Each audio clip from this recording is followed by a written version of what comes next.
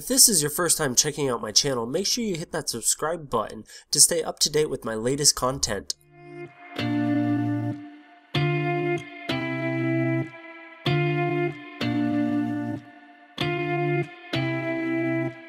Still got your photograph in my pocket.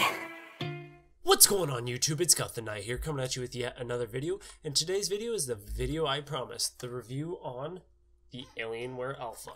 Now, at first glance, this machine is literally really small. As you see there, it's actually the size of the palm of my hand, a little bigger, no big deal. So the model I got is actually the base model. So that's the i3 4130T, 4 gigabytes of RAM with 500 gigabyte hard drive. I was playing this with this machine quite a bit. The perceived value of this machine is actually very nice. At $450 with an OS and a controller, it's actually kind of hard to build a PC for $450 with a controller and an OS already on it. I know there's going to be a few people that go, oh, it can be done. Well, how about in this form factor? Can you do it in this form factor? I don't think so. I'm a PC builder, and that's still an engineering marvel. I still like it, even though it is from Alienware. Now let's get into the benchmarks. This machine has done very, very well. One of the games I played is on both next-gen consoles. One is at 900p and the other one is at 700p. So I went ahead and played it at 1080p on my Alienware Alpha. And I actually even bumped up the settings to even higher than what the I know the PS4 and Xbox One actually play it at. So I actually set it to preset high in Battlefield 4 and got a minimum frames of 34 frames per second with an average of 57 with an average of 42. Now, if I bump this down to medium, I get a solid 60 frames a second. Now that's pretty good, like I said, considering the PS4 and Xbox One only play it at 30 frames a second. Now the next game I also played was Crysis 3. This is a big, hunky GPU hog, and I like it. So I played this with high textures, no MSAA, medium system specs. So my max, 62 frames a second. My minimum, 30 frames a second. Guess what my average was? 46 frames a second. Bump everything down to probably just medium throughout the board, and you can probably get a very playable, smooth 60 frames a second. Now the next one I did play was Metro Last Light.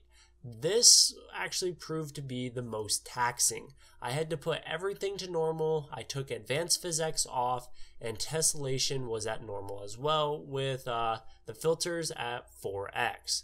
I got a max of 48 frames a second with a minimum of 31 with an average of 35. That's actually still really good, because most console games, I know not all, are played at 30 frames a second. Now, that's, like I said, bump down a few settings, get 60 frames a second. That's the versatility of PC gaming, which I really, really love. Now, I wish I could have done Tomb Raider, because there are arguments that Tomb Raider actually looks better on the PS4. I will address that, because I've seen some side-by-side comparisons, and I will say, yes, the PS4 does edge it in that game.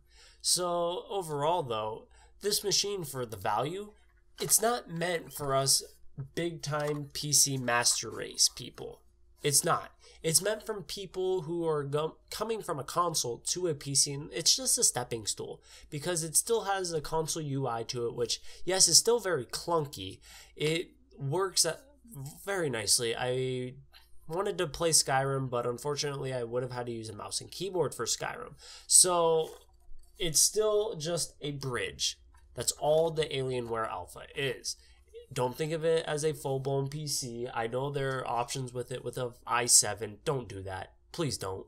I would maximum get the base model on something like this. I would not spend that much money on something like this. Base model's fine. Plays games just fine. So, like I said, it's up to you guys whether you think it's worth it or not. So make sure you like this video if you like it. Dislike it if if you dislike it. Subscribe if you're new, and please check out the support me links down below. They're all my affiliate links. If you can bookmark those, please. Every time you shop on Amazon, it could really help me out a lot. And actually, this video is also brought to you by audible.com, which actually right now, if you go to the link down in the description, you can get 2 free audiobooks just for signing up. And like I said, it's free. You don't have to put you do have to put your credit card in, but make sure you cancel it right away. But hey, it's free. Get 2 free books. It's freaking awesome. So this is Guth the Knight signing out.